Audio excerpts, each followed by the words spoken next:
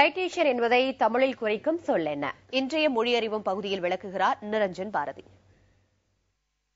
நீங்க உங்களுடைய உடல் எடையை குறைக்க வேண்டும் அப்படின்னு தீர்மானிக்கிறீங்க. அடுத்து என்ன செய்றீங்க? ஒரு டயட்டீஷியன் கிட்ட போறீங்க.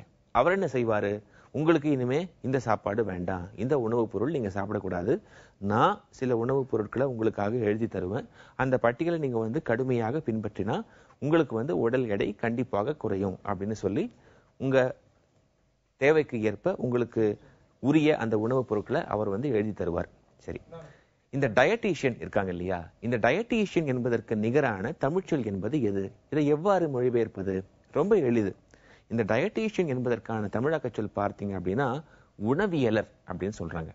அதாவது உணவியலாளர், அதை சுருக்கி உணவு இயலர் அப்படின்னு சொல்லியிருக்காங்க. அதனால உணவியலர். அதாவது இந்த டயட்டீஷியன் என்ன செய்கிறார், இந்த உணவியலர் என்ன செய்வார்? உங்களுக்கு என்ன உணவுப் பொருள் தேவை உங்க உடல் எடையை குறைப்பதற்காக, உங்களுடைய தேவை கருதி இந்த உணவு சார்ந்துதான் அவருடைய தொழில் இயங்குகின்றது இல்லையா? உணவு தான் அவருக்கு இயல் அப்படின்னு சொல்லலாம். அதை அடிப்படையாக வைத்துதான் அவர் உங்களுக்கு தேவையான அந்த உணவுப் பொருளை எல்லாமே எழுதி பட்டியல் போட்டு தருகிறார். இந்த உணவே அவருடைய வாழ்வியலுக்கு அடிப்படையாக இருப்பதனால, அவருடைய வாழ்வாதாரத்திற்கு அடிப்படையாக இருப்பதனால அவ்வாறு நமக்காக செய்து தருபவர்களை உணவியலர் அப்படின்னு சொல்றாங்க. இதனாலதான் இந்த டயட்டீஷியன் என்பதற்கு உணவியலர் அப்படிங்கிற பெயரை தமிழறிஞர்கள் முன் வச்சிருக்காங்க. மீண்டும் நாளைய மொழியறிவும் பகுதியில மற்றும் ஒரு புதிய சொல்லோடு உங்க எல்லாரையும் சந்திக்கிறேன்.